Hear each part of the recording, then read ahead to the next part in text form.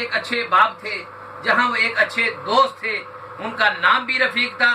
اور عملی طور پہ اللہ تبارک و تعالیٰ نے انہیں رفیق ملت ہی میں کہتا ہوں اپنے اندر وہ ایک انجمن کی حیثیت رکھتے تھے، ایک اپنے اندر وہ تحریک کی حیثیت رکھتے تھے۔ آج ان کے فرزند ہمارے درمیان موجود ہے۔ ہماری دعا ہے کہ جس طرح سے ان کے والد گرامی نے دین کے لیے جدوجہد کرتے ہوئے اپنی زندگی گزاری، نظام مصطفیٰ صلی اللہ علیہ وسلم نافذ کرنے کے لیے اپنی جدوجہد گزاری، اور ہم الحمدللہ ہم یہی امید کرتے ہیں جو باپ کا درجہ امتیاز تھا، اچھی اولاد بھی اپنے والدین کے نقش قدم پہ چلتی ہے۔ اور آج کی ایسی تقریبات قرآن کہتا ہے وَاذْكُرْ فِي الْكِتَابِ إِبْرَاهِيمَ وَاذْكُرْ فِي الْكِتَابِ إِبْرَاهِيمَ وَاذْكُرْ فِي الْكِتَابِ مُوسَىٰ، اور گئے ہوئے لوگوں کا ذکر کرنا یہ اللہ کی سنت ہے، اور مرنے والوں کا یہ حق ہے،